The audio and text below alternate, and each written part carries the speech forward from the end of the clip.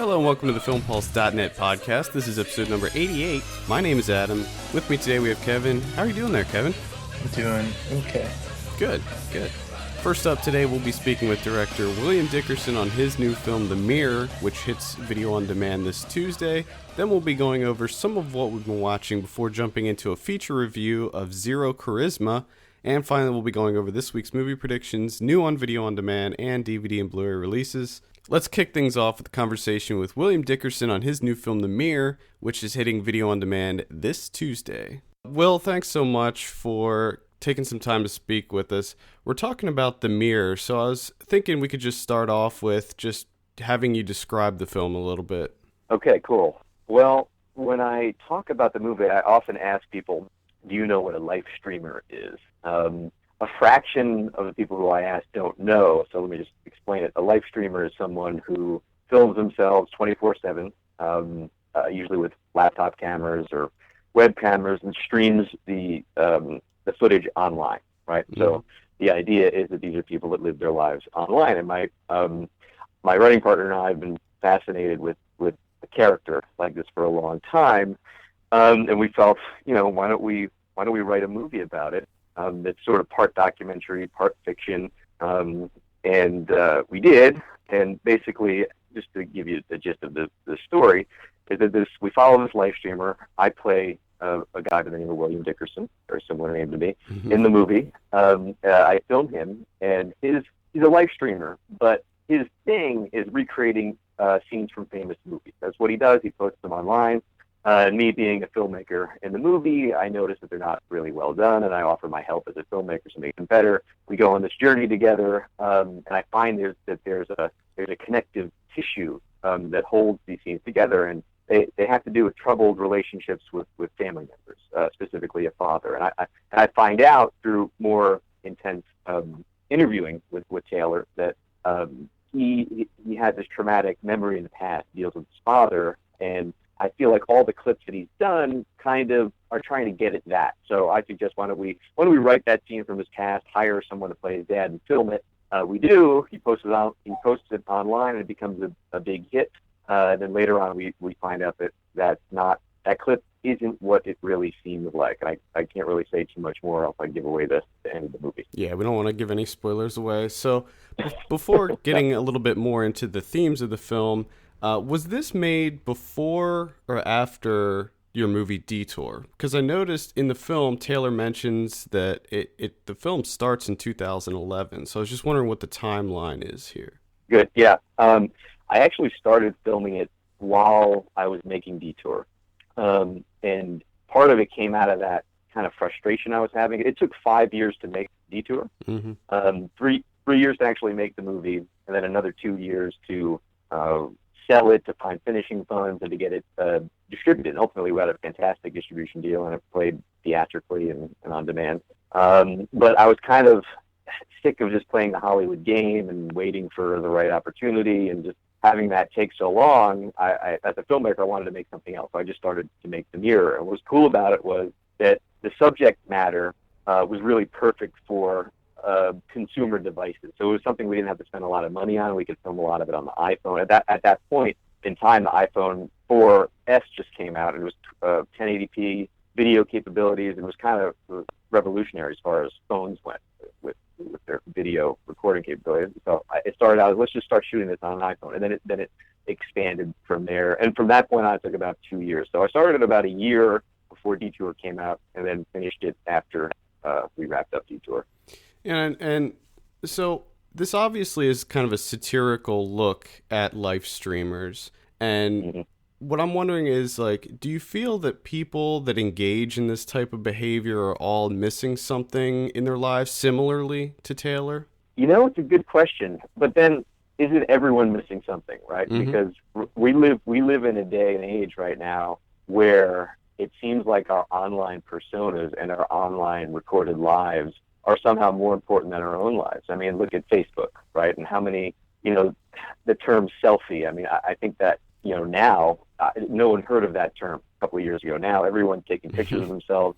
They're obsessed with broadcasting themselves online all the time, right? So Taylor's just an extreme version of that. right? But I'm trying to extrapolate that from what everybody else does, because I think anybody can kind of relate to that. Maybe not to that extreme, but they can relate to the seed of why he's doing that, right? Because I don't know what it is. Maybe it's something that helps with our insecurity and make us feel more confident about ourselves. It's also kind of a way to edit our realities. Like we go out in the street and have conversations where we can be guarded about ourselves, but we can't really control our persona as meticulously as we can control it online. We can have a whole Facebook page. This is who I am, but it's only who you are. You're only telling the world what you want to tell the world about yourself, right? It's sculpting your image. Right. So Taylor's the extreme version of that. So in the film, Taylor is, as you said, he's really open to the world. He's documenting every kind of aspect of his life, yet in the same time, he's very closed off, so much so that he doesn't even reveal his last name. What do you think makes someone that way, where they're open about seemingly everything, yet at the same time, they're very closed off? Well, it's a good question. I think, like I said, we're only as open as we portray ourselves to be, right? So I think that's indicative of someone who's hiding something, right? Mm-hmm. And as a dramatic character, like if he was open about everything, then there wouldn't be that much drama to delve into, right? So I wanted to create a character who is kind of a contradiction. Yes, in one way, he goes out there, he's an open book. I am Taylor, this is who I am, take it or leave it, but he is only Taylor. Like in the movie, when I question him about the last name, he's obviously guarded, right? And he comes up with excuses. So that's the kind of character that interests me as a filmmaker, someone who seems like on the surface, oh, I know this guy, I can read this guy in and out, but actually underneath the surface, there's a lot more going on, and that person on the surface really isn't who he is. So basically, that's how the movie starts, and the journey of the documentarian is to kind of crack that nut. Like as the character, I know there's more than meets the eyes, and I'm gonna get at it somehow. Now, the character of Taylor, is he modeled after anyone you know, or is it more of an amalgamation of how you look at life streamers in general? I would say it's a little bit of both. Certainly, if I'm taking the extreme example of a live streamer, it would probably be someone like Taylor. Mm-hmm. And what was interesting about this project is my writing partner Dwight Moody and I have been working on this thing for the past couple of years, and actually writing it with Taylor in mind. Now, there's the person who plays Taylor in the movie is also named Taylor. Mm-hmm. So, and another pun I'll throw at you, we were tailoring it to him, quite literally. So it's a lot of Taylor is Taylor, right? Because I want people I don't want to confuse people, but I think there's a lot of reality in this movie, and there's a lot of truth. That's why I say it's kind of part documentary and part dramatic fiction. So if there's anybody in the world who this is like, it is actually like the real Taylor. There are parts of him that are that we're portraying truthfully in the movie, and there are parts that were written and rehearsed. But I'm intentionally trying to skew reality by using real people playing real, quote-unquote, real roles themselves, and also hiring actors to play certain roles. As much as possible, I want to try to flip reality on its head, if that makes any sense. Yeah, absolutely. And keeping with that, the film is described as being metafictional, where the lines between what is real and what isn't is kind of blurred. When you were shooting the film, did you have kind of a concise vision of how each scene would be laid out, or was it more organic like in the film itself? Yeah, it actually tended to be more organic, which is kind of not the way I usually make movies. When I make a film, my pre-production process is very specific and detailed. For instance, Detour, I storyboarded everything. Like, everything was laid out. I knew every single beat of the movie. I worked on it with the actor for several months. So I knew exactly what it was going to look like when we went in to shoot it. However, with The Mirror, I definitely there were some scenes that were written like script. There's some scenes that were more just outlined. And as far as actually filming the shots, I didn't storyboard anything. We kind of went in there with a lot of cameras. Taylor had the GoPro on his head most of the time. Mm-hmm. So we take his first person point of view. I would sometimes have a camera, either my iPhone or a flip camera. Then my director of photography would either have an iPhone or the Canon 7D, and we would just kind of go in and feel it out and make it kind of organic. I think that process I was inspired by, like the way that Christopher Guest and like Larry David make their shows and movies. When they have outlines, they go in there, and it's kind of loose, but that looseness speaks to the material seeming more authentic and more organic. I didn't want it to feel too staged. I wanted to make it feel as close to being a real documentary as possible. That's why there are some scenes that are actually real moments, right? So I wanted to intersperse that and make sure that they meshed as organically as possible. And so when you were creating the film, as you said before, you yourself are one of the main characters. Were you more displaying a persona, or was that all you on screen? Wow. Sort of like an identity crisis. Well, obviously there's similarities, right? I'm a filmmaker. William Dickerson is a filmmaker. I have acted before, and I actually enjoy acting, but I would definitely not consider myself an expert in that craft. So, as the character, I wanted the guidelines of that character to be as close to me as possible, so I didn't have to act as, so it wouldn't be as difficult to act.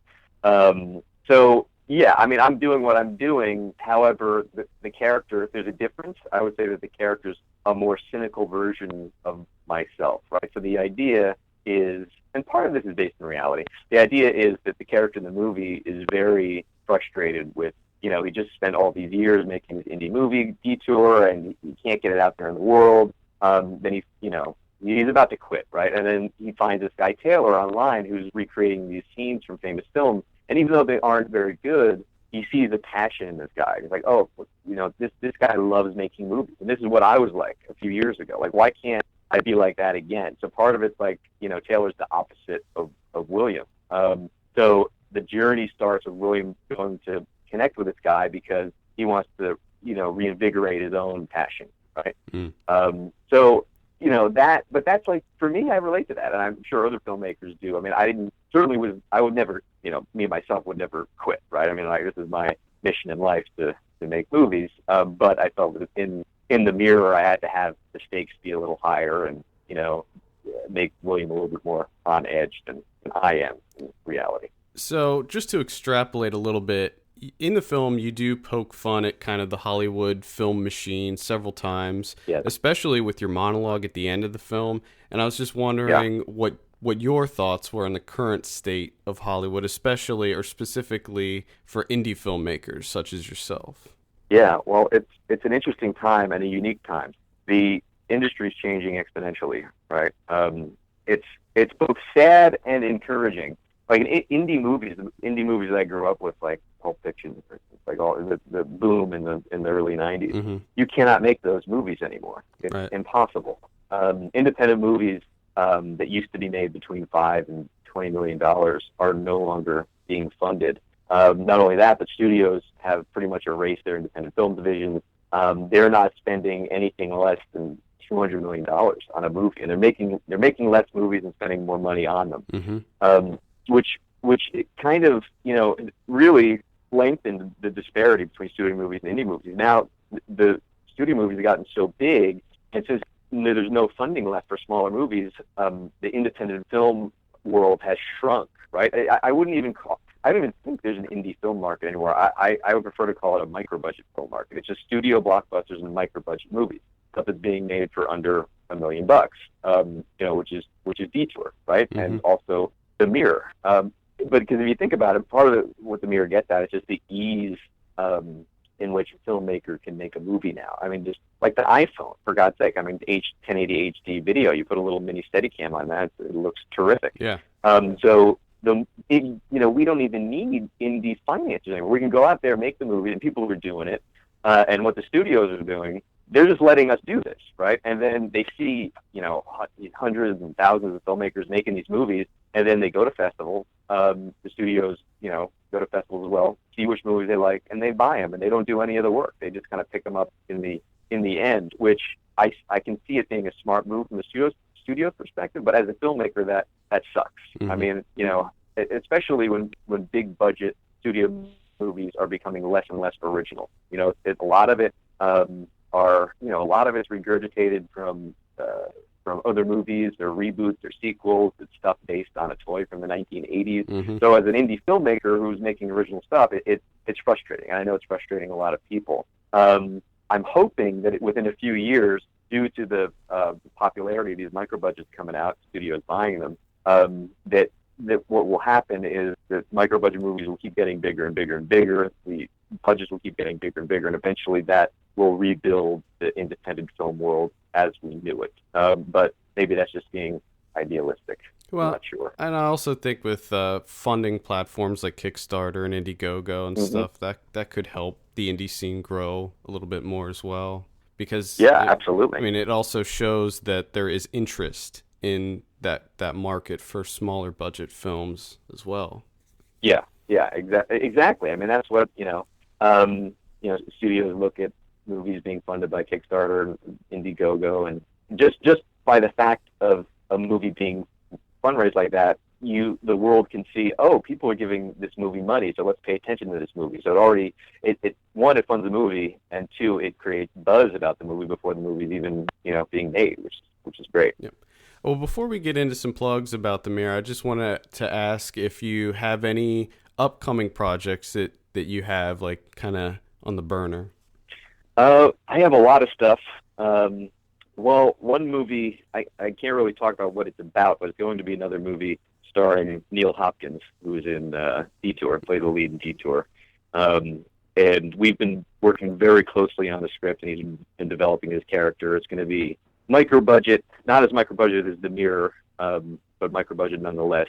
And it has to do with the reincarnation of a dead rock star. Oh, okay. Well, that sounds fun. And it's pretty cool, and we like it. Other than that, I'm working on a TV pilot script for that, and I'm also writing a book about the making, not only the making of Detour, but how to make a micro budget movie in Hollywood. Oh, okay. So I'm hoping to publish that later next year.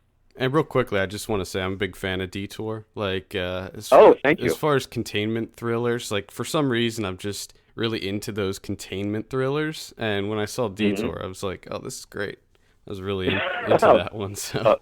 Thanks, man. I appreciate that. Did you see Gravity? Yeah, I did. Yep. What'd you think? I liked it. I liked it a lot. One of the writers for my site absolutely hated it. But really? I wasn't really buying his reasons for not liking it. I thought it was great. Yeah, I'm a huge Alfonso Cuarón fan. He could kind of do no wrong with me. And the 3D was the best 3D I've ever seen. Oh yeah, I saw it. Yeah, I saw it at the IMAX in 3D, and I was kind of in awe the whole time. I was just like, this is fantastic.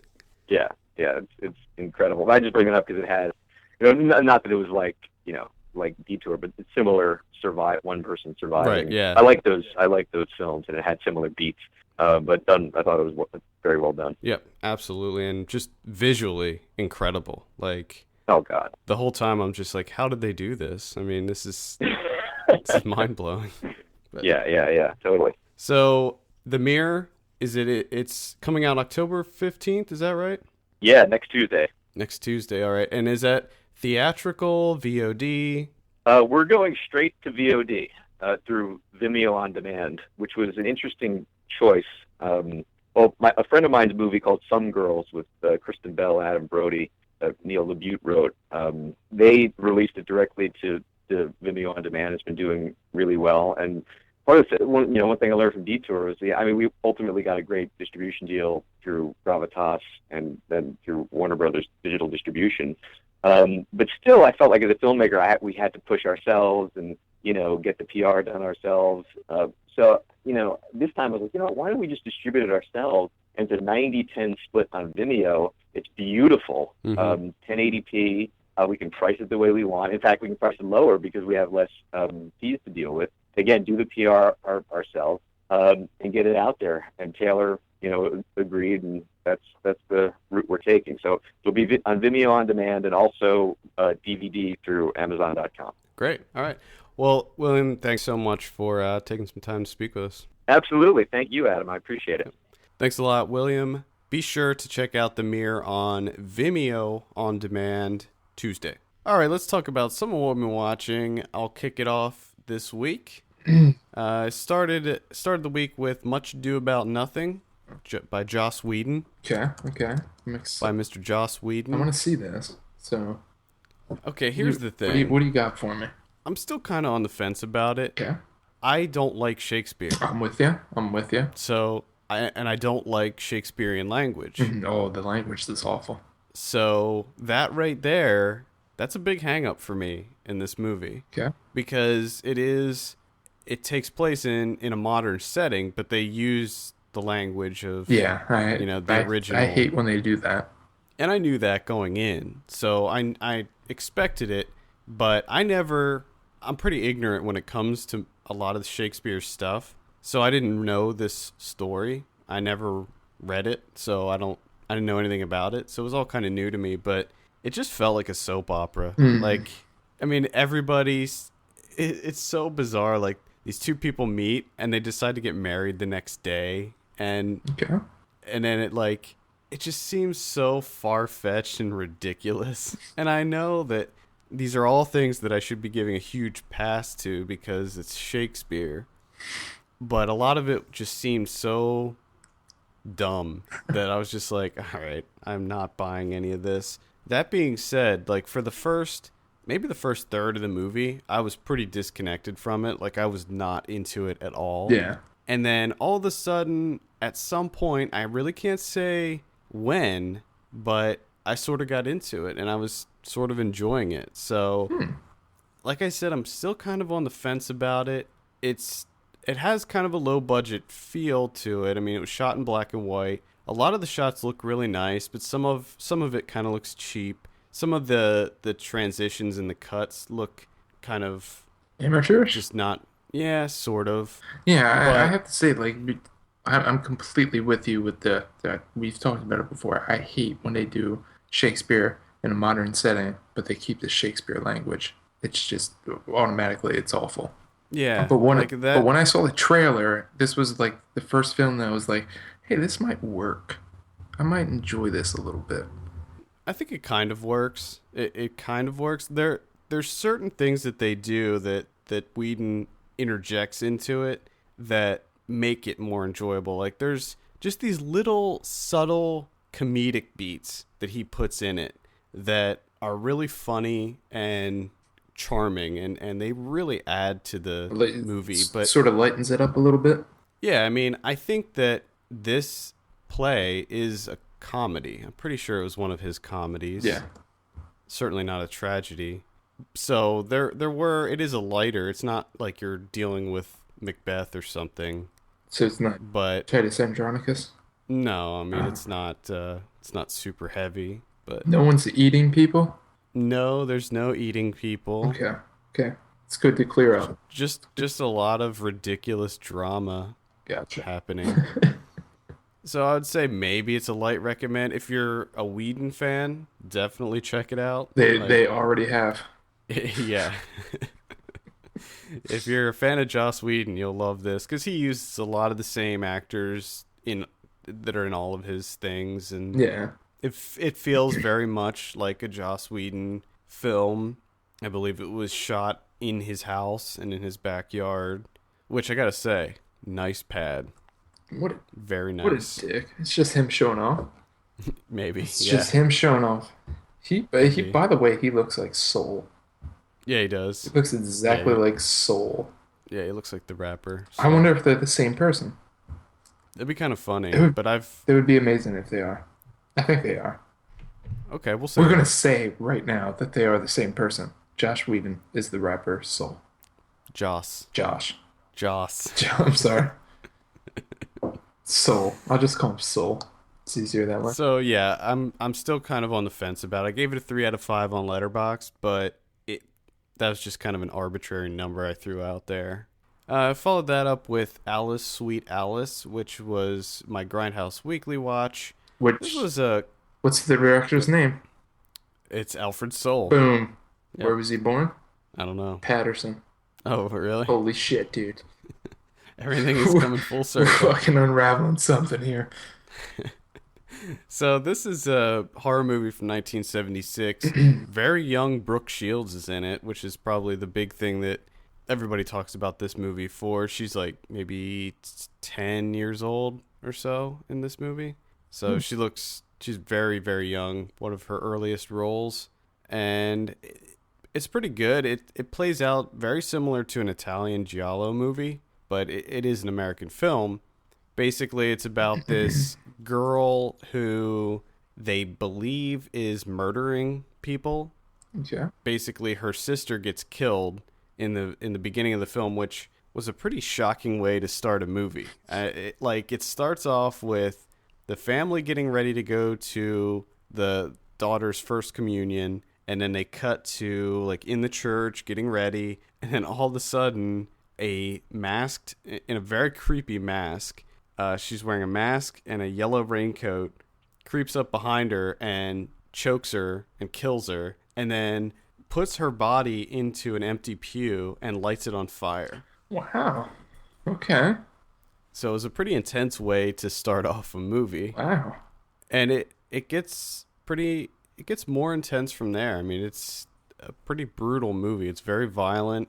A lot of the kills are disturbing because the whole time you're thinking that, is it this girl? Is it this little girl that's killing all these people? And you never really know. I mean, they do reveal it at the end, but it's still a pretty fucked up movie. Wow.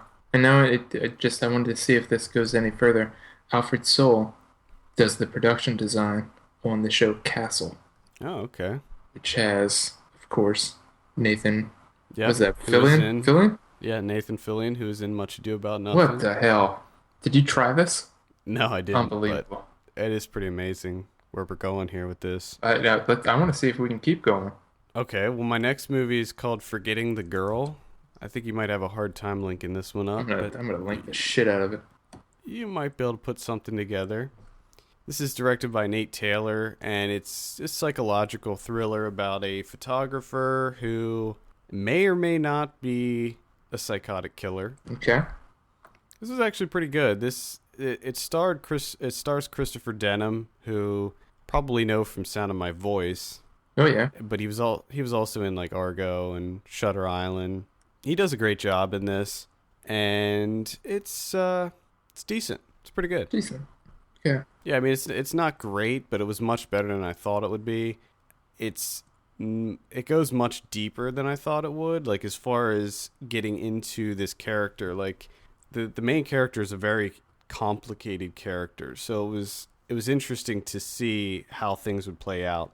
The big problem I had with this movie is that there's just so much misdirection going on that at times it becomes very evident. Like there's certain things in it that you know are just there as a red herring. Like there's a character played by Paul Sparks who's the landlord of the building where the main character works, where his studio is, and to my knowledge, the only reason for having this character is a red herring. Like he adds nothing to the movie other than the fact that you think that he might be the killer.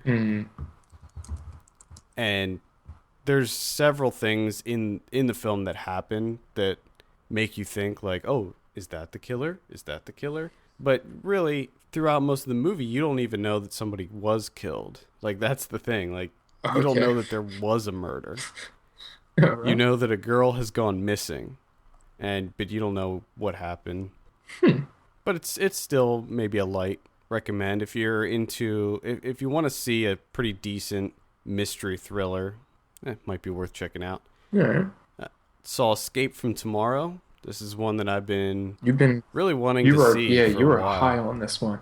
Now, if you remember when I did talk about it, I said that I wasn't expecting it to be very good. I just wanted to see how they did it. So it wasn't good. I will throw that out there. It's not a very good movie, but it's still interesting to see how they were able to shoot almost the entire thing in Disney World and in Epcot without getting caught or, reprimanded. And it actually looks pretty decent. One thing I will say is that there were some scenes that they used a green screen for, and they look horrible. Okay. Like, it's so jarring when they cut to those scenes Oh, because I hate when that happens. you can tell like immediately that this is a green screen, and that's a shame. But there's a lot of other stuff. I mean, it's a very surreal movie, so having the green screen stuff, some people may be able to forgive it because of that, where there's constantly things that are happening in the film that are not, quote, real. You know, like he's having these hallucinations throughout the movie where there's just all this crazy stuff happening. And it does get really crazy at the end. Like, it gets very bizarre. He gets, I don't know, I don't think it's a big spoiler, but he gets something called cat flu. Yes. Yeah, it's... Cat flu. It gets really weird. Nice. But basically... I mean, I'm very interested now. If you haven't heard about this, it was shot entirely guerrilla style at Disney World. And it's about a guy he loses his job while he's on vacation at Disney World. He gets a call from his boss who essentially lets him go over the phone while he's on a trip with his family. And he decides it's their last day. He's like, okay, I'm going to wait to tell everybody until we have this one final day at the park. But things just go incredibly wrong for this guy.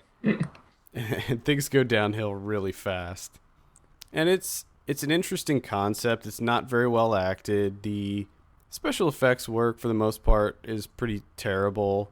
But it's crazy because they don't hide the fact that they're at Disney. I mean, they show Mickey Mouse and Disney characters and a lot of the big iconic stuff. Nice. There are some things that they blur out. Oddly enough, one of the things that they blur out is Neosporin. Like, all right. He cuts himself in one scene. He cuts his foot like really bad, and there's a scene where they do a close up of a bottle of Neosporin, and they have to blank it out. Okay. And there's a couple other things that they have to blur out. Makes you wonder why they didn't just get like an off-brand. Well, they say, yeah, that's weird. I don't know why, but it could be because they mention it by name. Oh, okay. Like, she's like, oh, did you go get the Neosporin or something like that? So they do mention it by name, but they have to blank out the logo. It's weird. I mean, it's worth watching just as kind of a curiosity, just to see this experiment at work. Yeah, that's what I'm getting. Like, I'm very interested to see it. I know pretty much from what you're saying that I'm not going to like it. No, you won't like it. But I just want to see it. Yeah, I mean, it's worth checking out just as kind of a curious thing, especially if you're into filmmaking, like, just to see what you can do, you know? Yeah. That's kind of what's surprising about it. And then I saw Machete Kills. This was a disappointment. How? Big disappointment. I was a big fan of the first one. The first one I thought was like actually a genuinely good movie. I thought it was fun. I thought it was a really good throwback to the 70s exploitation films that I love so much, but this one is just a failure.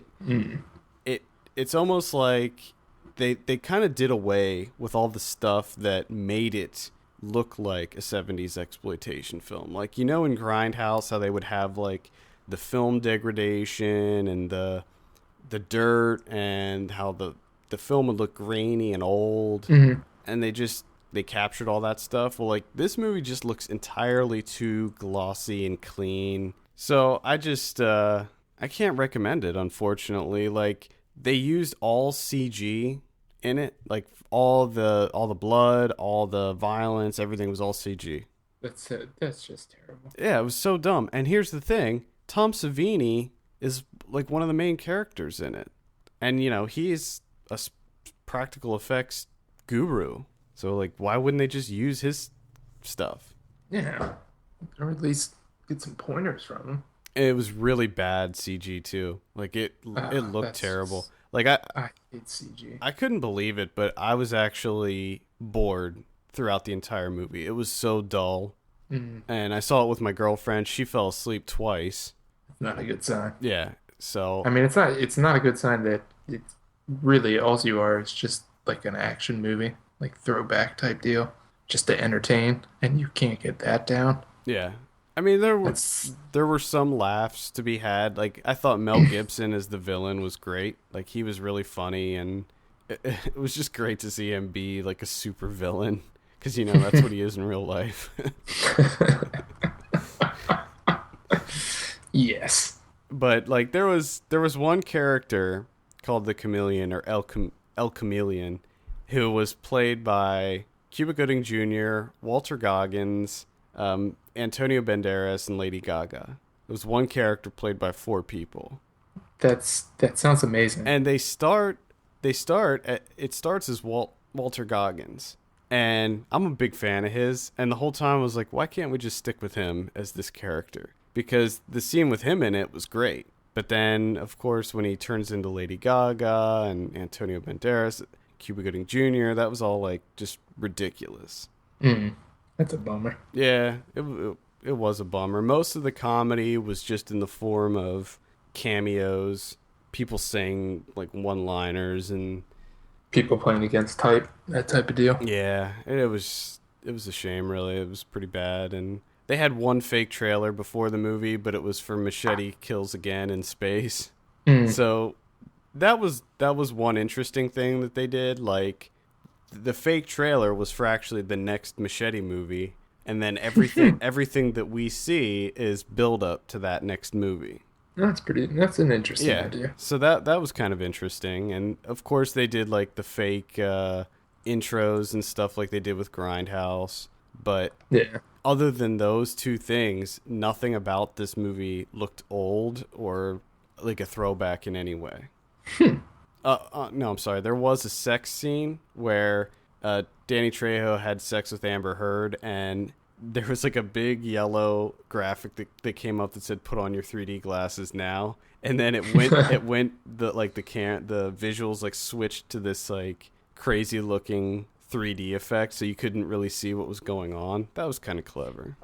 But unfortunately, I can't recommend it. And I know that I judge these kind of movies much more harshly than most people, because these are movies that are supposedly paying homage or whatever to movies that I like a lot. So I always criticize these more harshly, but I think that judging by what other critics are saying, it's pretty bad. So and then that's it, other than Zero Charisma. So what do you got? The first movie I checked out is a Scorsese film that is not necessarily a Scorsese film. It's quite odd. This is Alice Doesn't Live Here Anymore from 1974, which is directed by Scorsese, but this is entirely Ellen Burstyn's vehicle. Like, she had complete creative control. She wanted to hire a young director, talked to Francis Ford Coppola. He told her to check out Mean Streets, and she decided that she wanted Scorsese to direct Alice Doesn't Live Here Anymore. So this is essentially just a film for Ellen Burstyn. That's it. And it's supposed to be about, real woman problems, which, when you watch the film, it becomes very evident that they completely fail to capture that at all. Now, this movie is synonymous with Woman Under the Influence, Cassavetes' tale, which does it much, much, much better. They were essentially Cassavetes' film. The only way Scorsese would show Alice Doesn't Live Here Anymore at the New York Film Festival is if they agreed to show Cassavetes' A Woman Under the Influence. That way they got both of them in. And then, of course, Ellen Burstyn and Gena Rowlands both got nominated for Oscars. Burstyn won for her portrayal of Alice in Scorsese's film, but I mean, my God, if you watch both of them back to back, Gena Rowlands just blows her out of the water. Because the film comes off as like a highlight reel. It's sort of like a very expensive resume, almost. Like, she does every single emotion throughout this film, I guess, to show like her wide range, but at the same time it sort of makes the film feel disjointed. It's all over the place. And what it's about is she's recently widowed. She has the epitome of precocious young son, and she decides to just pack everything up and move back to her hometown of Monterey, California. She's currently living in New Mexico. Okay? So that's a trip you can make in one day. Easy. She stops in Arizona, spends the rest of her money on a new wardrobe, and now they're fucked. Like, they have no money. and she has to get a job as like being a piano singer at a crappy bar because she just decided to stop and buy a new wardrobe. And that's supposed to count as real woman problems, which to me it's fucking ridiculous. But if you're able to just sort of ignore that plot point, it's a pretty good film, and you can definitely see that it's a Scorsese film. Like his direction's in there. The camera work is great. Like everything that he does, the way that he sets up the shots, the framing and everything. It's Scorsese through and through. It's just, the stuff that he's working with here is just completely out of his wheelhouse, but he handles it quite well. And Ellen Burstyn gives a good performance. Don't get me wrong, but when you stack it up against Gina Rollins from Woman Under the Influence, you're just left scratching your head to why Burstyn got an Oscar. Well, not really, because this was made within the studio system. The other one wasn't. So, but overall, a solid film, and definitely one to check out if you're a huge fan of Scorsese. Just to see him, sort of doing this director for hire type work, but keeping his signature direction in it. Yeah, and also this was during the time that all these people were working together, like Chris Christopherson and Diane Ladd and all these people. Jodie Foster's in this. Jodie Foster. I think this is actually like one of her first film roles, and I did not know that it was Jodie Foster until someone said she. Like I thought it was a little boy, and then I realized who it was, and I was just like, holy shit. But there's also a great cameo from Harvey Keitel, a very young Harvey Keitel, who at first seems like a really nice guy, and he's trying to pick up Ellen Burstyn, and then he just does like a complete 180 turn and just turns into like this huge asshole that just go all out, just assaulting anything and everything that's around him, just completely losing his shit, which was it was crazy to see young Harvey Keitel just wrecking shit. And then apparently this is the spinoff for Alice the TV show. So there's a lot of that towards the end where she's like working in the diner. It sort of has even like a sitcom feel to it towards the end. But it definitely recommend it. It's good. It's nice to see Scorsese doing something different. Like I said, something out of his wheelhouse, but he still nails it because he's Scorsese. Of course. Dude, the guy does no wrong, really. I agree. The second thing I watched is The Awakening, and I am thoroughly confused as to the intention of The Awakening. It's labeled as a horror film, scary film, supernatural ghost story type deal, but none of that came across while I was watching it. I don't even think that they were trying to scare me. There's a handful of jump scares, which they're just lazy to begin with, right? But these are the laziest jump scares I've ever seen. Like when they appear on the screen, there's no conviction behind it. There's no passion.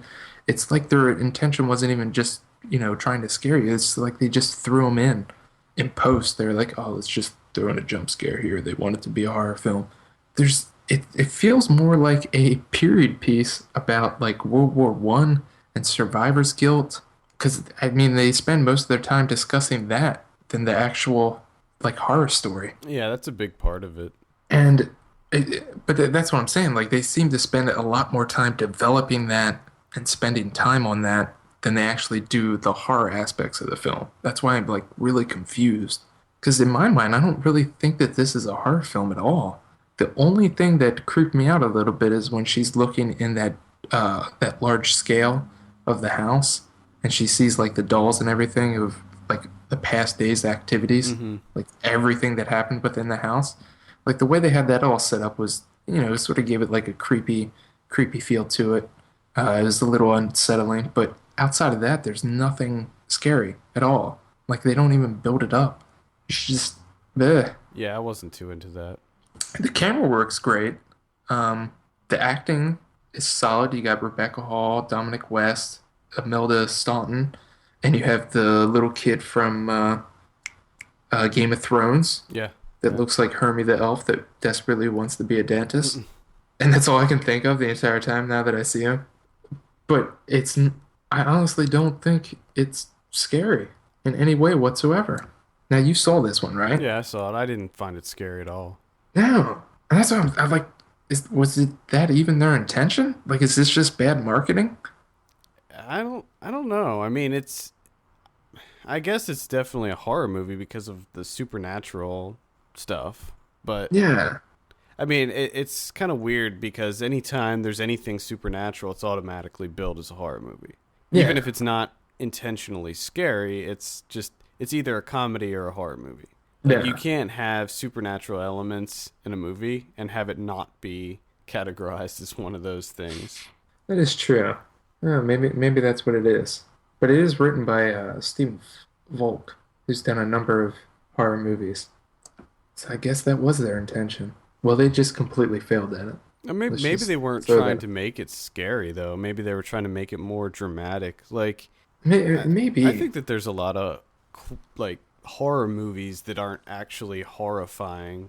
Yeah, I mean, it is one of those. It's the type of film where someone's literally being haunted by their past. Yeah. Like that's what happens here. But and I mean, you also got to get past the massive plot holes because there's just a shit ton of them. But that's the execution that they're using here. Of course, there's going to be plot holes. Right. With the huge twist at the end. Hmm. So you got to sort of ignore that as well. It's just there's too much work to be done on the viewer's end to enjoy this film, I think. Yeah, I wasn't into it. Yeah, I was thoroughly disappointed. Like I knew that I wasn't gonna scare me or it wasn't gonna be that great, but holy shit. I mean it failed miserably. And the film that I followed it up with that was a little bit better was American Mary by the Saska sisters. Is that how you say it? Hmm. Now, at the same time, this film feels like it's made for a very niche community, and that's the body mod community. Feels like this is their film, something for them. So on one hand, it works, but I didn't get the whole like revenge tale that they like tied into it because they felt like two completely different stories, Hmm. Hmm. and they tried to tie them together, and I don't think it really worked. But I do have to say that white people are fucking crazy. The fuck is wrong with you white people? Hmm. Body modification. Are you serious? And This is a thing now. yeah, but this isn't just like body modification. This is extreme body Yeah. modification. This is like whole other level hmm plastic surgery. I Well, mean, yeah. I essentially, should say when I say body modification, I'm already talking about the upper tier type yeah. You're stuff. not talking Like, about like tattoos and piercings. no. That to me, that stuff is just completely normal. Tattoos and piercings. I mean, 12-year-olds get that shit done now. But these body modifications are just. This is the most ridiculous thing I've ever seen in my life. White people come up with the craziest shit in the world. Mm. They are so fucking bored with life. They come up with the weirdest shit I've ever I seen. have something that you can look up. Type in bagel head. I don't. Oh god damn it! I don't want to do this. It's not an American thing. It's an Asian thing actually. Well, yeah, Asian people But too. type in They bagel get. head. Oh god, oh, why? Do you see it? Why is that a thing? I don't know. What is the fuck is wrong with I have people? no idea. I'm looking at one guy right here that it's so big that his eyes completely shut. Like he can't open his eye. Oh god. Oh my Lord. Jesus Christ. But yeah, back to American Mary. Yeah, bagel head is fucking terrible. There's no bagel heads in this film. There's a lot of other weird shit though. Yeah. But I thought that Catherine Isabel, who plays the main character of Mary Mason, who's trying to be a surgeon, and then something terrible happens, and then she gets into the underground body mod community. I thought she did a great job. Like I liked her performance. She was great. Hmm.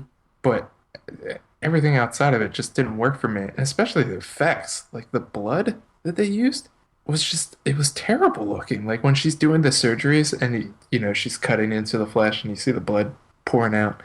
And I'm just like, really? It's 2012. You can't do realistic blood. It was so like watered down. It's, that took me like that irritated me. That angered That's me. funny because I don't even remember like the thinking that the blood didn't look real or whatever. Like at that. I mean, there's only a couple scenes where they show it, which is another weird thing that there's not actually a lot going on in this film that's terrifying or unsettling, disgusting type thing. Like I thought I was gonna see some really disgusting shit. Yeah, I mean, like when you look at these types of horror movies, body horror, a lot of times things are very unsettling. Yeah, I thought I was gonna see some really weird shit like with Martyrs. I thought it was gonna be that type of Hmm. thing. Where I was just gonna, I mean, it's body modification, so I thought I was gonna see some really disgusting stuff. But they actually don't, they don't really show too much. No, no, not really. I would say that it is. I think that it's still pretty unsettling. But Yeah, there is, I mean, there is when you find out what happens to the one doctor, like when you finally see him, hmm you know, like, you have an idea of what happened to him. But then when you finally see him, it's like, oh my God, it's so terrible. But again, white people, just stop it. Knock it off. maybe it's Canadians. This is a Canadian film. Maybe it's I wonder who's, pushing the body modification type deal. I don't know. I don't really get it. The Saska sisters were actually in the film too. I don't know if you. They were the Yeah, twins, yeah, correct? they were the That twins. that had that weird which was also odd. Like I thought it was going to be some huge epic type surgery, and then it was very underwhelming. Like what they had done, the procedure Hmm. that they had. I was just sort of like, oh, that's it? That's all they're getting done? So that was sort of a bummer, a letdown. I thought that it started off strong, but towards it slowly started to unravel for me Yeah, by the yeah, end. it Like started to fall apart. the end, I was just not. It felt like the end was just kind of shoehorned in because it just was so random and why I can't really give it. I don't want to give it away, but Yeah, it felt yeah, weird to me. The ending. yeah. It wasn't a huge. Yeah, the further it went, the more it started to fall apart. I did It like did the. start out strong though. I thought it was a lot better than I was Oh thinking yeah, going oh in. yeah. Like I thought this was just gonna be fucking god awful. I didn't think it was going to be good. I didn't really have any expectations for it because I saw Dead Hooker in a Trunk after this.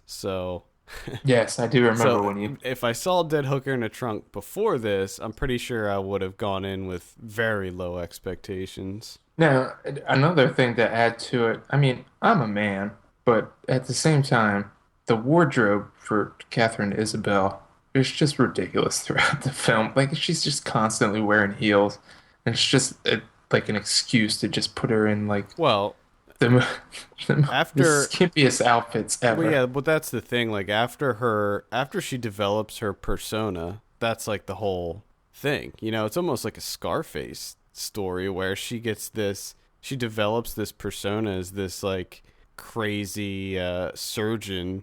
Well, even at like the very beginning, when it starts off with her like suturing a turkey, listening to Ave Maria. It's like late at night, and she's suturing up a turkey and everything, Mhm. and she's doing it with like a negligee on. Mhm. I'm like, really? I mean, number one, that look like high quality stuff. You're not going to be suturing in that kind of attire. Gotta look You're sexy. gonna have some ratty jeans on. Gotta look sexy. Sewing up a turkey. Gotta look sexy. Uh, and then the other film that I saw was a 1963 British comedy called Billy Liar. Now, going into this, I didn't know really what to expect. I'm thinking a comedy from the 60s, British. British. It's not going to hold up well. It's not going to be my type of humor. I'm not going to be into this at all. And normally comedies, I mean, they don't have anything outside of comedy. There's nothing that really pulls you in. There's really no cinematography. There's nothing. This just blew all those expectations out of the water. Number one, the black and white cinematography is amazing. It's the best I've ever seen in a comedy, hands down. I've never seen a comedy with amazing cinematography like this. Hmm. This is something you would see like in an art house film. And the story is actually great in the sense that Billy Fisher, who's played by Tom Courtenay, who does a great job, is a young guy who is constantly daydreaming. So his life is a mixture of actual reality and what he's thinking about in his head. And they perfectly meld those two worlds together. So it just cuts in between both worlds, his imagination and real life, just seamlessly. And a lot of it is just really what, he gets pissed off at people and he acts like he's shooting them, and then it'll cut to him, holding a machine gun, just mowing everyone down with bullets. And in his mind, he has like his own nation called Ambrosia, where he's like the general and he's the leader and everyone loves him. And it's just the amazing life that he leads in his imagination, and in real life, he works at like a funeral parlor, and he's really an aimless youth. It sounds like The Secret Life of Walter Mitty. It's pretty much exactly like that. And you can actually tell, because the whole time I was watching it, and especially when it gets towards the end, I'm like, oh, this had to be a huge influence on Gervais's and Merchant's Cemetery Junction. Mm. It feels a lot like that, because the entire film is a comedy. Mm-hmm. And through, it's just him juggling the two women that he's engaged to both of them. It's just juggling those two. There's a thing where he was supposed to send out these calendars for the company that he works for, but he kept all the postage money and just kept the calendars like in his room. So there's that whole thing that he's got to deal with. And the whole thing is just, light and fun, this and that. And then the final third, it just takes this weird turn. Not really weird. They actually do it fantastically, where it just goes straight into drama. And you realize, like, they explain why he lives in his imagination. And it just really turns into a young guy who hates where he lives, hates the town that he lives in. It's a small town. He wants to get out. He wants to go to London. But at the same time, he's afraid. He doesn't want to leave the town because he's not going to make it. That's what he's afraid of. Right. And it's just bizarre the way that it turns into like a high drama type deal movie, and they do it perfectly. I mean, this movie is amazing. I absolutely loved it. And like I said, the camera work is amazing. You usually don't see this type of camera work in a comedy. So I highly recommend Billy Liar. It totally surpassed all the expectations I had for it. Cool. All right. Anything else? Nope. All right. Well, let's go ahead and jump right into our review of Zero Charisma. Now, I know that there's a bunch, like Captain Phillips came out this weekend and Machete Kills, but I really wanted to talk about this movie because not only did we both see this movie, but I think that everybody heard of those other two, and I really want to push this because I liked it a whole lot, and I want to promote it and get people to see it. So we have a synopsis here. An overgrown nerd who serves as Grand Master of it says Grand Master, but I think it should be Game Master, right? I think it can be either one. Either one? Okay, well, Grand Master of a fantasy board game finds his role as leader of the Misfits put into jeopardy when a new initiate enters the group.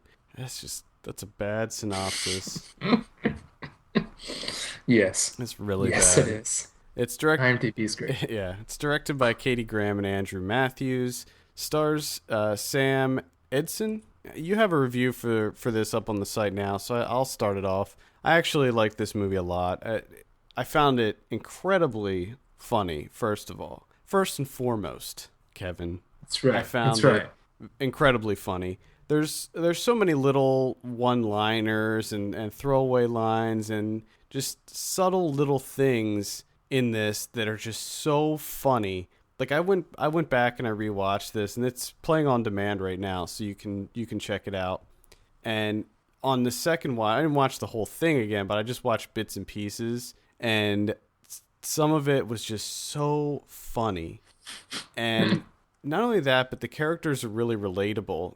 When I first started watching this, I thought of Dark Horse and how it does have a Todd Solondz feel to it. Yeah, how that film was like about this kind of, slightly overweight, kind of jerk off guy that was kind of a dick. But I felt like that this actually was more realistic and just portrayed everything more accurately, and it was much more funny than Dark Horse too. And the thing about this, in comparison to the main character of Dark Horse, is that Sam Edson's character of Scott, he's actually likable. Like he's a dick, but it's like you can kind of understand where he's coming from. You know what I mean? Yeah, he's definitely complicated in the way that you're not exactly sure if you like him Right. or if you hate him, but you do both all at the same time.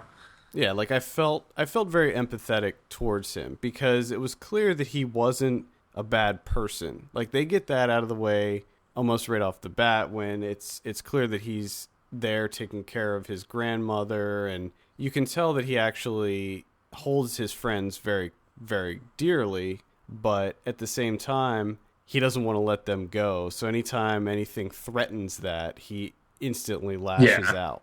Yeah. And I think it's funny because that's very real. Like, I mean, that happens. I think that we can all relate to some of the characters in this movie. Oh yeah. And I think that's the main thing that really got me with this film is going into it. I honestly, I don't know much about D&D, Dungeons and Dragons. I never played it.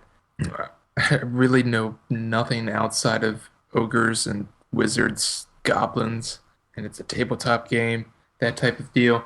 And I thought that this was going to be, a film just for those people. So it's sort of trepidatious going in. It's like I have a feeling that I'm not going to get most of what's going on in here. But I was surprised to find, like you said, it's extremely relatable. Like there's a character in here for everyone. And first and foremost, it's funny. There's so many great throwaway lines. Just the way things pan out. It's fantastic, and the performances are amazing. Well, yeah, that's actually Outside of there's one shoddy performance in here, and I don't want to point it out because I don't want to tear that person down, but I will. It's Cindy Williams as the mother. I mean, you could just tell that she was acting, and I hate that. I hate when you can tell someone's acting, but everyone else does a great job, especially Sam Edson, who he nails his character. Yeah. Scott Wiedemeyer, he fucking nails him, and it honestly appears like that character was made for him. I think it was. This was a really small production. It was all based in Austin, I think, and I think that it was one of those deals where this was like tailor made for him.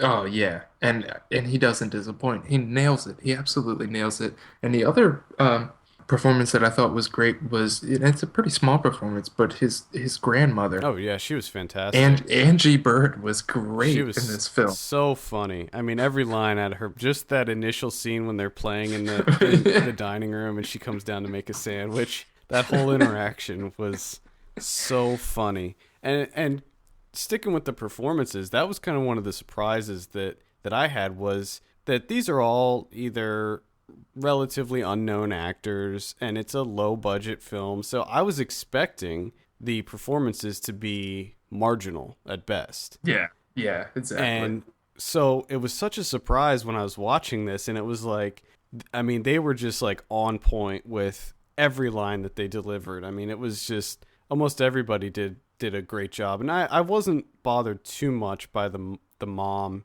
I do agree that she was the weakest link in the it's just film, it's one of those things that just really bother. If you're going to be an actor, I should not be able to tell that you're acting. She looked like an old version of she looked like an old version of Alicia Silverstone to me.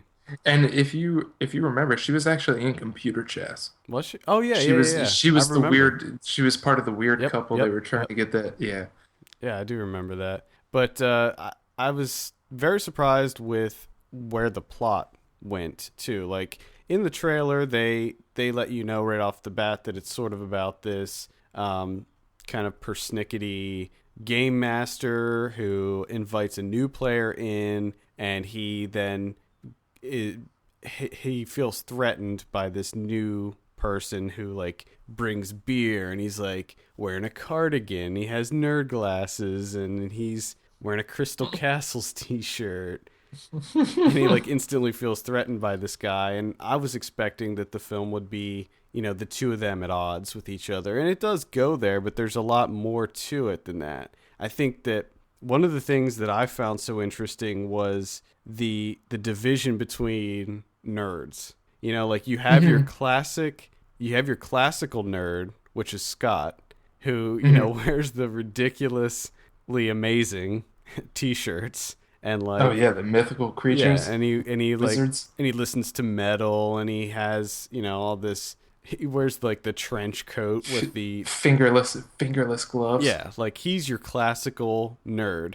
And then you have the new guy, Miles, who comes in and he's like a hipster, but he's like super cool. And I think one of my favorite scenes in the film was when Scott went, and I don't think it's a spoiler or anything, Yeah. but Scott goes to Miles's house during a party, and just the cuts in that where they would cut to the guy with the old-timey bicycle tattoo, and then they would cut to the guy that was like playing like the lute or whatever. And it was like just such a typical hipster party that I thought was so funny. And when Oh you my think about it, God, like yes. that's exactly what kind of happened, right? Like the hipster nerd kind of came in and replaced the classical nerd. Well, that's the thing. Like nowadays, it's trendy Right. to be a nerd or to be a geek, Yeah. and like people try to be that way.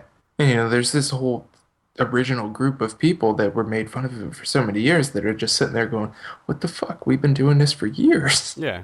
and everyone made fun of us, and now you guys are trying to be like us. Yeah, and but The then fuck." but those things were still there, you know what I mean? Like the Yeah. whole time, you know, there were these like hipster nerds, but they made it clear from the beginning that Miles never took these guys seriously. Like he was never actually friends with them. No, but the weird thing too is like they from the outset they set it up that Scott's the real nerd, Miles is not, and they're nemesis.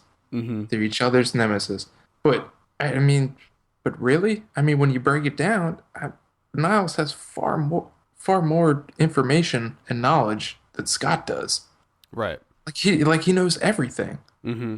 and he seems like more of a nerd than Scott. Yeah, I think that's kind of But the it's point just of all of it's it. just this weird thing where Miles was able to turn that into like a job, and he actually grew up and he was able to turn it into something, and Scott's still stuck back in the old days. Right.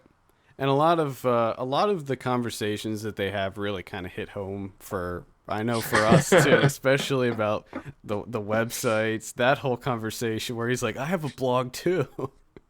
They were like, he goes, What did he say? Is like I have 14 "Yeah, visitors 14 a visitors week. a week," and just that whole interaction. I mean, that hit home. The conversation about movie critics hit home. Oh my God, the film criticism, how film critics just want to be buddy buddy with the directors nowadays. Mm-hmm. Oh, that was fantastic. It all definitely hit a chord with me at least. And I love I was just looking at my notes here and I wrote some one word notes and one of them was Donut Taco Palace 2. Yes. Yes. I was hoping you would mention that because I would have definitely forgotten this. Yes, it's called Donut. The name of the store is Donut, but it's a Taco Palace. 2. But it's the second one. And it's a Chinese restaurant. Oh God. I thought as soon as that came up on the screen I just started laughing because that's exactly how those places are and I love it. It almost, it almost felt like a Jody Hill movie too, like how Yeah, it did feel a lot like how that. it felt very real in that, this kind of strip mall, comic book or game stores and stuff and There's just so many. The opening, like towards the beginning, Scott picks up Wayne, and they're discussing. He's telling him about like, oh, you can't wait until we play the game tonight. I have a huge development. It's gonna be amazing. Try and guess what it is. And, he gives him some hints, and he guesses Flame Golem, and just Scott's character, the way he goes off on him and doesn't let it go. and has to walk him through how stupid of a guess that Yeah. was. And I love how at the end of that conversation he goes, well, keep guessing. Yeah. I mean, he's a complete dick to him, but he's like, no, keep guessing. This is fun. Just, yeah, the way, and like you said earlier, it does take some dark turns. And I mean, Scott's character has a huge superiority complex. I mean, I know for a fact that I've known several people like this where they just make up shit to look cool. Yeah. You know, for people to be like, "Oh, wow, you're an interesting person," and it's inherently sad.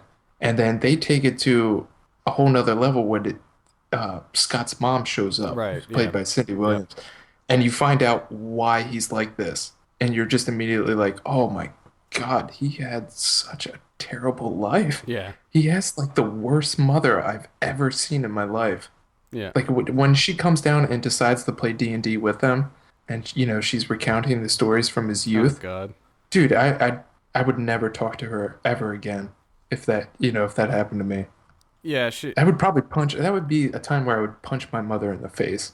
Yeah. And see, that's the thing. Like, even though he is kind of a dick, you always understand where he's coming from, or like you don't, not from the beginning, I guess, but you learn to understand where he's coming from. Yeah, And I mean, and he's an extremely damaged person. right, and it goes from being like laughable, where you're just like, that guy's such an asshole, like, no wonder nobody likes him, to you feeling sorry for him because Yeah, and it becomes very uncomfortable too. yeah. Like when he has his tirades and stuff, it's like when he goes to Miles's house to play D&D because they can't do it at his house anymore. And Miles's house is just amazing. Yeah. It's got vinyl records on the wall, Yeah. and 45s, and Oh man, he's fucking showing his panels from his comic that's gonna get published and shit. And just there's that beautiful scene where they just show Scott sobbing in the bathroom yeah, before they play D&D, and you're just like, oh man, this is not gonna end well. This poor guy. And it doesn't. no, It doesn't end well at no, all. it doesn't. Well, I was just completely surprised, yeah, honestly. I think I mean, we wanted to see this at South by Southwest, and unfortunately we didn't because, the handicap accessible taxis don't exist in Austin, so we missed it.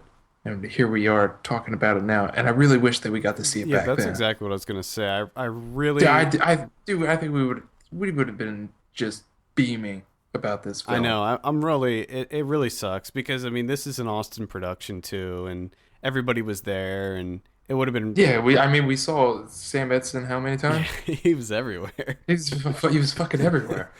Yeah, I really wish we would have had a chance to go see it and talk to some of these people because I think that probably that would have been one of my favorite like indies that Oh, definitely. were coming out of that festival because If I put it like if I try and interject this into the films that we saw when we were outside by Southwest, this would definitely be one of the highest. yeah, and I'm Like like homegrown indie films yeah, and I'm not from I'm not counting like the bigger yeah, stuff. Spring So, Breakers, that type of thing. This would have definitely been top of the list. yeah, I thought it was fantastic, and it was so funny. I mean, that's what I really want to reiterate, that it was funny, and even if you're not into fantasy role playing games and stuff like that, Yeah, that's the but big thing. the other thing too is that there are a bunch of movies that have come out within the last few years that kind of tackle Dungeons and Dragons or LARPing or different nerdy fantasy type things that people are into, but this one does it in a much less exploitive way. Like, Yeah, in like the- yeah, in it's that really it's- easy to just sit back and make fun of those people Right. and be like, "Oh, look how stupid they are." But this film actually gives them depth. right, and I think that if you're into this role playing, like tabletop games, stuff like that, I think that you would like this movie. Whereas I feel like some of the other movies that have come out, I think that you'd maybe feel offended by some of the other ones. And with this one, I think that it really does cater towards people that are into those things as well. And I mean, I'm Yes, not. I would definitely agree. I never played Dungeons and Dragons, and I never played any of those tabletop role playing games, so I can't speak to that aspect of the movie, but at the same time, my interests and stuff are very close to that area. You know, like And I have to say, there's one thing that I really learned from this film, and there's actually a part where Scott Whittemeyer's character discusses it a little bit. This is a story that's captured his friend's attention for 3 years. right, yeah. Like they keep coming to his house to play this game. Like that's fucking impressive. Oh yeah, Like I couldn't come up with a story to entertain my friends for like 3 days, let alone 3 years. Are you kidding well, me? that's the other thing that we should mention. It's not Dungeons and Dragons that they're playing. They do mention D&D several times throughout the movie, but this is actually a game that Scott created. Yeah. It's essentially Dungeons and Dragons, but the story is his own. Yeah, The adventure is his story, which doing a little bit of research is that like that's how it started out. yeah. I think that And then they would get published, and then other people would play that guy's story and this and that. And like that really surprised me. Like to me, that's extremely impressive. yeah, I think that that's one of the draws to Dungeons and Dragons is that it is kind of a more creative outlet for a lot of people. Like it's not, and they actually get into it in the movie when they're interviewing the one person. Yeah, And that's what I'm he saying. talks, He's talking about, the art of storytelling yeah, and this and that. And I'm like, you know what? I see where you're coming from. yeah. They interview somebody and that person says that they play World of Warcraft and they basically lose it. Uh, I do. Goddamn, I love that scene Yeah. where he just fucking loses it. And the way that he tears into World of Warcraft is just perfect. Because all I could think of is the South Park episode and just the image of Cartman sitting there playing World of Warcraft.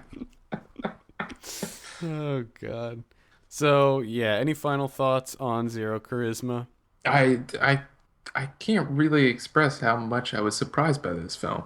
Like I thought it would be decent, I would chuckle here and there, Yeah. but I thoroughly enjoyed this film. Yeah. Thoroughly. And highly recommend it. Yeah, same here. I think that it's definitely worth seeing, even if you're not into tabletop gaming or anything like that. Yeah, There's so much more to it than that. like we said at the beginning. I mean, there's so many things going on here that are completely relatable. Yeah, absolutely. I mean, it falters a little bit here and there, especially towards the end, but overall, it's a solid film. Yeah, and this is a first time director too. Andrew Matthews. This is his first movie. So And and Katie Graham. Yeah. They apparently the only thing they worked on together before this was Best Worst Movie, And where they were like cinematographers and editors. yeah. Did they work? They worked on the American. Did Andrew work on American Scream as well? I don't think Andrew did. I think it was just Katie. Because I know that American Scream and Best Worst Movie Okay. were the same director. Okay, no, they were both. Well, okay. Katie was an editor on Best Worst Movie. Andrew was an editor on Best Worst Movie and American Scream. Katie Katie's was assistant. cinematographer for both films. So that's where the background is. Yeah, so I would also recommend checking out both of those documentaries too, because they're both really good. Solid debut, though. Yeah, The only thing is, I hope that this feels like a film that's very close to home. right. So they nailed it, and everything outside of that might not be. Well, yeah, that I could. It remains to be seen, but we've seen that numerous times before. I will say that if they had creative input with American Scream and Best Worst Movie, though, that's a good lineup. I mean, those three films, I thoroughly enjoyed all three of them, and the interesting thing about all three of those movies is that they're all very character centric. Like they're really focused on who these people are and stuff. And even though the other two are documentaries, it still focuses on like the people involved and Yeah, what it's makes sort them of. tick. I get the feeling. I haven't seen the two documentaries, but I have a feeling that that translate just the very sort of humane way of showing these Right, people. yes. Not like making them a punchline. Yeah, and that's exactly what those two movies do. I mean, Best Worst Movie's about the cast of Troll 2, which is fantastic. Yes. And American Scream is about people that do home haunts during Halloween. Yes. And they're both very interesting, and I recommend checking them out. So. Yeah, I'm definitely. I mean, I have a feeling that this is going to be a big cult movie. It has to be, right? Oh yeah. I mean, it was funded by Indiegogo, by people that play D&D, so they already have the audience right there. They're the ones that funded it. Yeah, I think that this will definitely go down as a cult classic. It has to.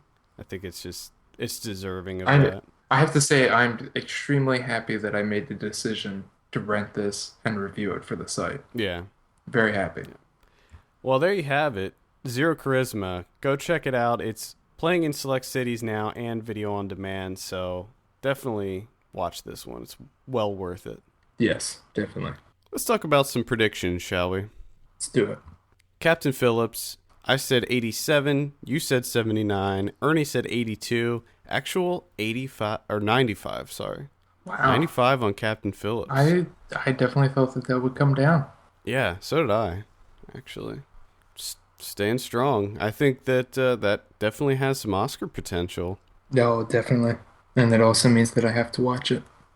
It's good. You'll like it, I think. It's very good. Machete Kills, I said 35, you said 32, Ernie said 60, actual 30. Nice. That's one for you, one for me.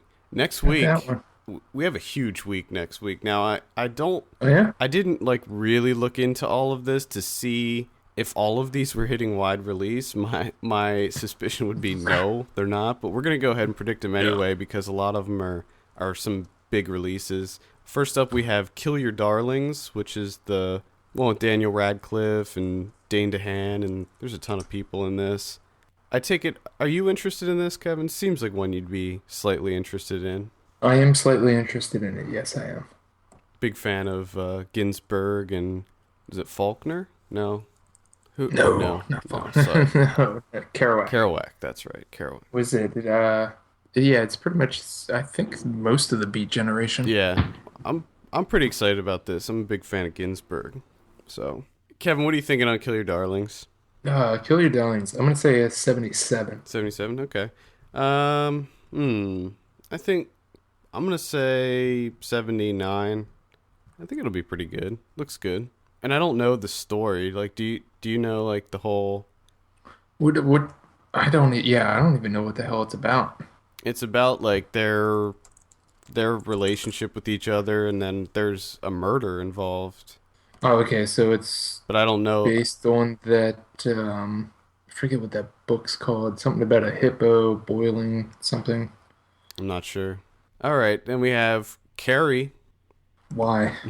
Why? Well, here's what I'm hoping, and I think from the trailer, it looks like they are going to go further with it, but, the whole point of Carrie was that ending, that was the big surprise. That was the big thing at the end. Yeah. With people knowing that ending, where are they going to go with it? This is kind of the same question I have about the Old Boy remake. Where are they going to go with it? Yeah. I have a strong suspicion that it's just going to fail completely. Yeah, I am interested to see it. Honestly, I was never a huge fan of Carrie to begin with.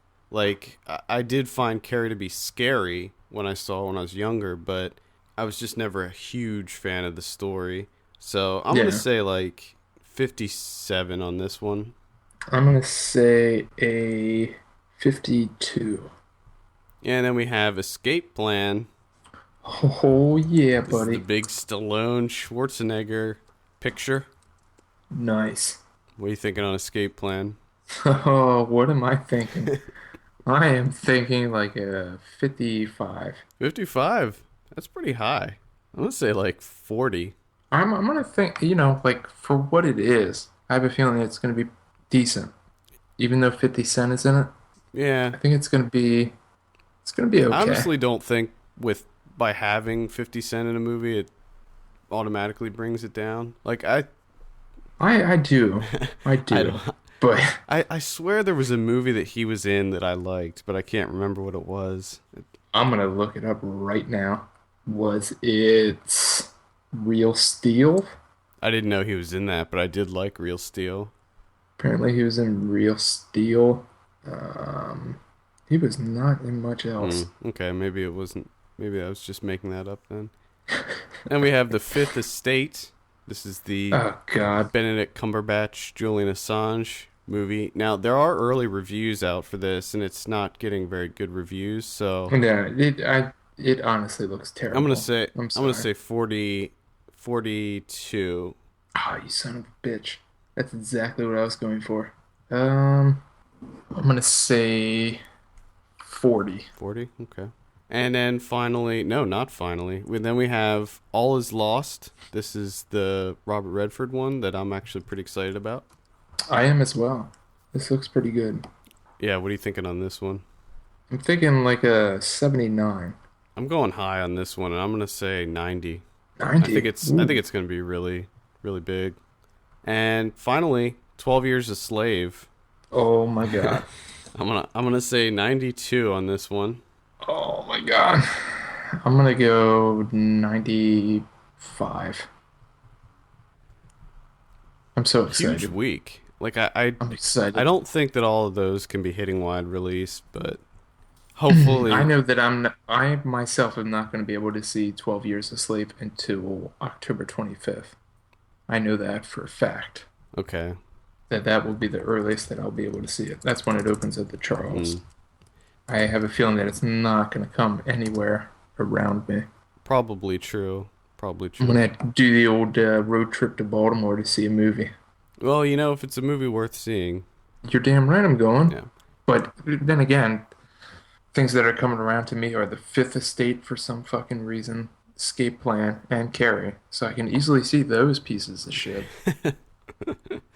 But 12 Years a Slave, no, can't see that one. That's a shame. Limited release, we have Haunter. That's the Vincenzo Natali one that we were able to see in Austin. Go back and listen to an earlier episode of the podcast. We interview him. Definitely. Check that out. One of the best interviews we've ever done. Yeah, that was when we weren't too good at interviewing. Well, he didn't give us too much to work with either. Definitely agree with that. It's definitely 50-50. I would say so, yeah. We also have Paradise, which is the Diablo Cody one that I've heard horrible things about. Well, you said the words Diablo Cody, so right there explains why you've heard terrible She things. directed that one, so I think that's her. Even Yeah, worse. I think that's her directorial debut. It looks really bad. But, Chinese Zodiac, which is finally coming out here in the States. This is the Jackie Chan one. I heard. Jackie Chan's still around. Yeah, he's still plugging away. And Big Ass Spider. Yes. Are you gonna watch that? I don't know. Yeah, you're gonna watch that. I don't know if I it's hope you I don't do. know if it's hitting VOD as well. I didn't see it at all. I really hope it does. I want you to see it, and I want to know what you think. I might. I also want to point out that Oliver Platt is in Chinese Zodiac. Yeah, he is. That's great. That's great. That's the one. The only thing I remember about that trailer is that it's the one where he puts on like the rollerblade suit and like goes down. There's like an action scene where he's wearing a rollerblade suit. It sounds like National Treasure, but Chinese. Could be. It looks pretty ridiculous. I'm not that interested in it. Next week on Video on Demand, we have The Mirror, Two Jacks, which I don't know too much about that. I did like looked it up briefly. It doesn't look very good. Haunter and The Other Me. The Other Me. The Other Me. Okay. I forget what that one's about too. Sounds like a week. Yeah, it is a week. DVD and Blu Ray releases. We have The Colony. I heard terrible things about that, so I'd say skip it. The Heat. I would recommend checking that out if you haven't. Yes. Even though I wasn't very big on it, but I think it is still worth a rental. Oh yeah, definitely. A Hijacking, which Ernie talked about last week on the show. Yeah, I've been wanting to see that one. Yeah, I'm interested in that as well. Maniac, which is the remake, the Alexander Aja produced remake. I would recommend checking that out. If you're a horror fan, that's probably going to be one of the best horror movies of the year. I would say it's pretty intense. Pacific Rim, which is a big one. I'd recommend that as well. I can't wait to see that on my 32-inch TV. It's gonna be amazing. Gotta get that DVD copy. Oh fuck yeah! 480p. You're damn right. 32-inch. Nice. Volume set low with subtitles on. Let's do this. I love the way you watch things.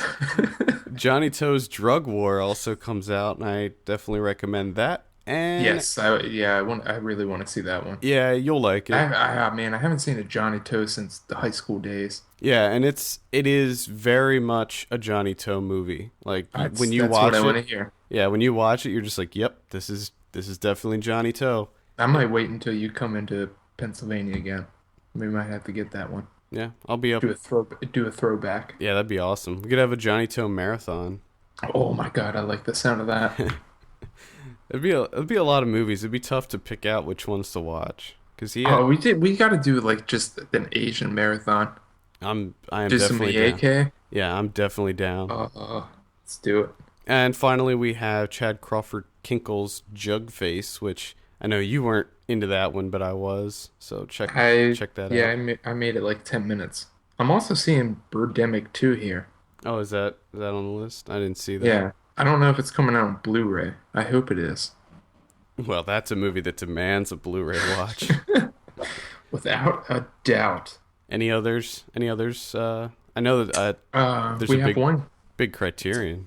We have one. Yeah, we have one Criterion coming out this week, which is Eyes Without a Face.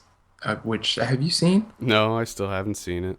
You need to see this. I know it's probably going to be on my Halloween watch list. This film is great. Definitely check this out. It's a classic horror film. You know, doctor obsessed with radical plastic surgery to restore the beauty of his daughter's disfigured face. Oh man, this is great. You gotta check this one out. Yeah. Anything else? No, that's it. Okay. Except Birdemic 2. Check that out. Let me reiterate. Birdemic 2, The Resurrection. The Resurrection, which I did see. Oh, that's right, you did. I can't wait to see it. It's pretty rough. It's exactly what I wanted to hear. Yeah. All right. Birdemic 2 gets a sequel. Well, Birdemic gets a sequel. Where's The Room 2? I don't know. I'm hoping that comes out at some point. What's he doing? I just saw something about The Room. I don't remember what it was. I just read something like there's a comic book or something that they came out with for The Room. That would be awesome. Yeah. All right.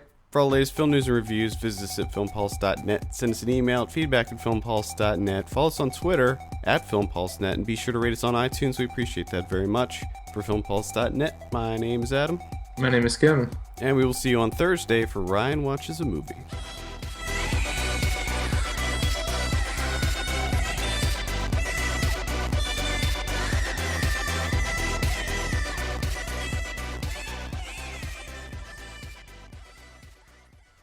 Cough it out. Something had like a little tickle.